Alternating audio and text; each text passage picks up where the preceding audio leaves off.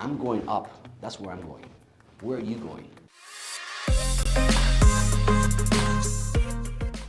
Hey guys, I talked to hundreds of business owners and I see these three major problems in their operations. Meaning, once they get a project, once they sign a contract, why are the projects taking so long? Why do they go over budget? Why can they finish on time? And I see it over and over, and I'm here to talk to you about those three things.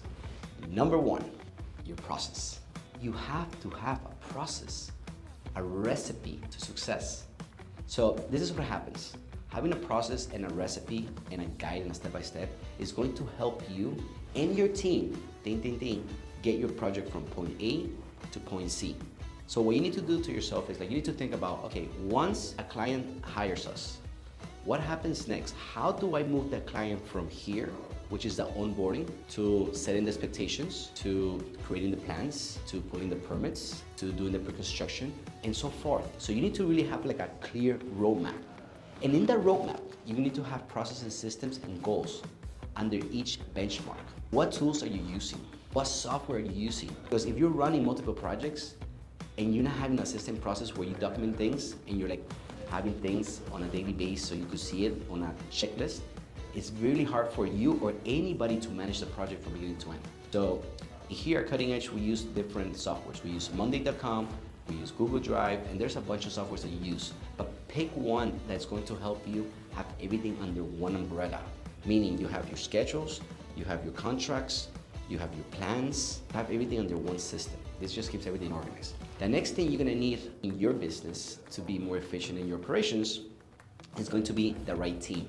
I hear this all the time, oh Carlos, I can't find good people. I don't know what I'm doing. Everybody fails me. And you're right, everybody fails you because you have not done your homework on how to find the right people and or how to train the right people. So first, you're gonna start with this.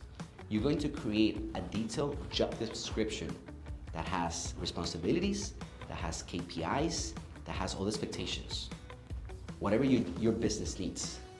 From there, once you have the job description, you're going to go ahead and interview as many candidates as you can to make sure that they understand the description, but most important, they're aligned with your vision, with your core values, with your mission of your business, because that's also important. You want to bring in the right person with the right mindset that's going to be there for you, because you could train this person how to be a better manager. You can train this person how to be a better operator, but you cannot train this person how to have that inside fire that we have, right? So when I hire people, I want to hire people that they see long term. They want to invest in themselves. They have the urge. They want to go somewhere, because my job as a leader, as a business owner, is to take them with me, right? I'm going up. That's where I'm going. Where are you going? And if you're going up, your job as a leader is to bring everybody up with you. So hiring is so important, but you have to know who you want to hire. After that, you need to have a training process. Like once you hire this person, what does that onboarding process look like into your organization? Is there one?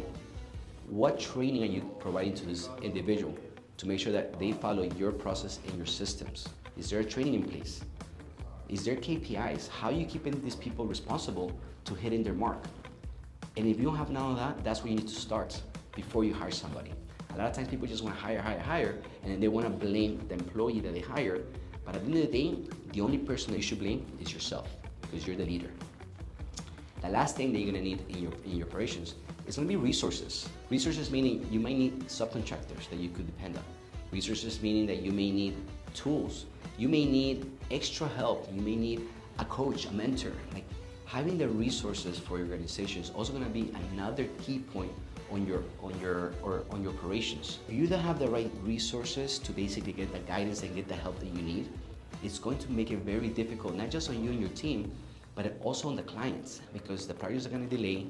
They're not going to see people moving the projects. They're not going to see progress. And I promise you, when there's no progress and your client is seeing this, it's not going to end up pretty. So work on those three things, my friends, to fix your operations and watch you succeed. Can't stop, won't stop. I'll see you in the next one.